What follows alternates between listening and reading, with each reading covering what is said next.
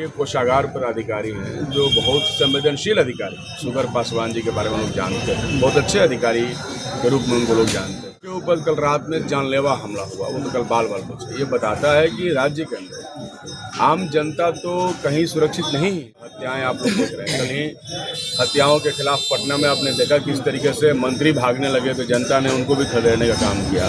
तो अपराध पर तो पूरा बिहार जो है वो त्रस्त अपराध कैसे कल मंत्री को जनता ने खदेड़ा है, 1.5-2 महीना बाद इस सरकार को भी इस राज्य की जनता वैसे ही खदेड़ कर बिहार की सरजमी से हटाने वाली है, भगाने वाली।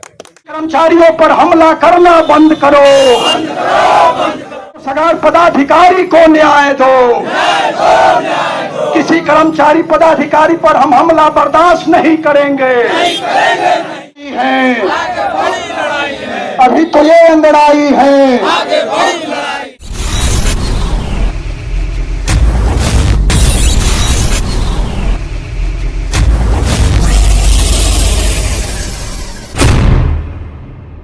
कर्मचारियों की मांगों के साथ मेरा हमारी पार्टी का पूरा सपोर्ट है। क्या लगता है किस प्रकार से लगातार क्राइम के जो ग्राफ, कल भी एक जिला कोषागार पदाधिकारी के ऊपर जानलेवा हमला किया गया, क्या लगता है सुशासन के सरकार केवल नाम जनक कल जो है नहीं इसी कार्यालय जहां हम लोग सामने खड़े हैं वहां के एक वरीय कोषागार पदाधिकारी हैं जो बहुत संवेदनशील अधिकारी, सुगर पासवान जी के बारे में लोग जानते हैं, बहुत अच्छे अधिकारी के रूप में उनको लोग जानते हैं और उनके ऊपर कल रात में जानलेवा हमला हुआ, वो तो कल बाल बच्चे, ये बताता है कि राज्य के अंदर आम जनता तो कहीं सुरक्षित नहीं है। लगातार हत्याएं आप लोग देख रहे हैं, कल ही हत्याओं के खिलाफ पटना में आपने देखा किस तरीके से मंत्री भागने लगे तो जनता ने उनको भी खदेड़ने का काम किया। तो अपराध पर तो पूरा बिहार जो है वो त्रस्त अपराध से है। जिस तरीके से कल मंत्री को जनता ने खदेड़ा है, 1.5-2 महीना बाद इस सरकार को भी इस राज्य की जनता वैसे ही खदेड़ कर बिहार की सरजमी से हटाने वाली है, भगाने वाली है। लोग कह रहे हैं कि जो सत्ता पक्ष के लोग हैं वो कह रहे हैं कि वोट चोरी हम लोग नहीं कर रहे हैं, ये गलत आरोप है विपक्ष का। अरे वोट चोरी नहीं कर रहे हैं तो SIR क्यों कर रहे हैं? इलेक्शन कमीशन को ये किसने अधिकार दे दिया कि वो जनता से उनकी नागरिकता का प्रमाण पत्र मांगे? उनके पास ये अधिकार ही नहीं है। सब कुछ मोदी सरकार जबरदस्ती इस राज्य के अंदर करवाना चाहती है। उन्हें पता है कि किसी भी कीमत पर इस बार वो सत्ता में नहीं आने वाले, इसलिए वो वोट चोरी कर रहे हैं। और वोट चोरी के तो कई सारे मामले उजागर किए गए। इलेक्शन कमीशन तो बेशर्मी की सारी सीमाओं को पार कर चुका है। इससे पहले कभी भी ऐसा इलेक्शन कमीशन और ऐसा इलेक्शन कमिश्नर नहीं था जो हमारे सवालों का जवाब नहीं दे रहा है। वो बेमतलब का बेतुकी बात कर रहा है। अब आप ये बताइए कि हमारे लोगों ने कहा कि आप वीडियो दीजिए तो कह रहे हैं कि बताओ और बहनों का वीडियो हम कैसे दे दें? इसका क्या मतलब है? ये फर्जी बात है बताओ और बहनों का वीडियो देना। वीडियो तो बहुत सामान्य सी चीज़ है, वो लेने में देने में क्या दिक्कत होता है? तो बात स्पष्ट है कि इलेक्शन कमिश्नर और मोदी सरकार का बहुत बड़ा नेक्सस है, साठगांठ है।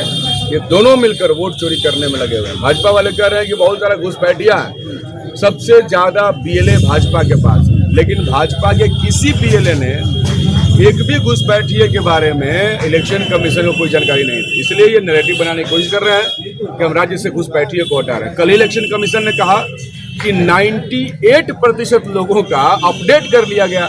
जब 100% लोग सही पाए गए तो तुम SIR कर क्यों रहे थे भाई? ये तो वही बात हो गई ना।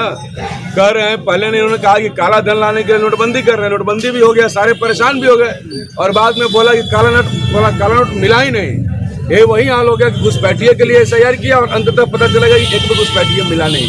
तो फिर सबको लाइन में लगाने की क्या जरूरत थी? सब जाति आवासीय बनाने के लिए परेशान, सब लोग खेत में काम छोड़ करके नाम जुड़वाने के लिए परेशान। तो कुल मिलाकर के बिहार की जनता को उन्हें परेशान कर रहे हैं। वोटर अधिकार यात्रा से लाभ मिलेगा? बिल्कुल लाभ क्या, वो जनता के अधिकारों की लड़ाई जो भी लड़ते हैं उनके साथ जनता होती है। सबसे बड़ा राइट है वोटर राइट।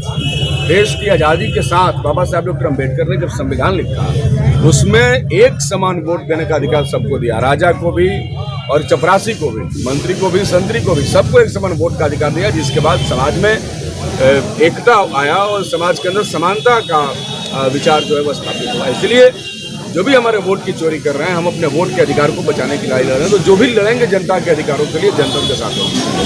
आज क्या मांगे हैं आप लोगों की यहाँ पर? आप लोग आज विगत 9 अगस्त से बिहार के तमाम समाहरणालय कर्मी 10 सूत्री मांगों के समर्थन में अनिश्चितकालीन हड़ताल पर हैं।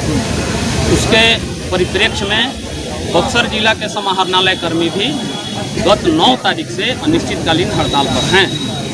तो आज बक्सर के समाहरणालय कर्मियों के समर्थन में, उनके जायज़ मांगों के समर्थन में बिहार राज्य अराजपत्रित कर्मचारी महासंघ गोपपुर के जितने भी जिला में संगठन हैं, वे तमाम संगठन आज बिहार अनुसूचित कर्मचारी संघ के मांगों के प्रति अपना समर्थन देने के लिए, उनके हड़ताल के प्रति अपनी एकजुटता प्रदर्शित करने के लिए आज जिला पदाधिकारी बक्सर के समक्ष प्रदर्शन का कार्यक्रम आयोजित किए हैं। यदि मांगे पूरी नहीं होती तो फिर क्या करें? नहीं, मांगे यदि पूरी नहीं होगी तो हम लोग तो निश्चितकालीन हड़ताल पर है ही है। हमारी धारावाहिक लड़ाइयाँ चल रही। अभी कल पूरे बिहार के कर्मचारी, अनुसूचित कर्मचारी हजारों की संख्या में बिहार के मुख्यमंत्री के समक्ष नंग धड़ंग प्रदर्शन किए हैं।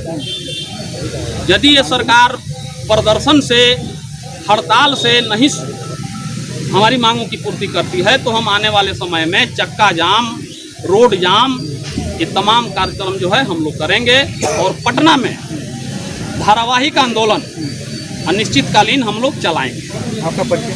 मेरा परिचय लवकुश सिंह, राज्य सचिव, बिहार राज्य अराजपत्रित कर्मचारी महासंघ गोपपुर, बिहार, पटना।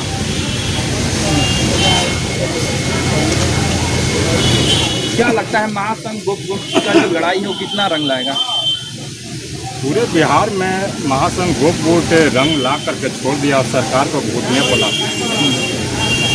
आने वाले जो चुनाव है उसमें जवाब देंगे आप लोग? आने वाले चुनाव में तो हम चुनौती भरा सरकार को जवाब देने के लिए कमर कस लिए।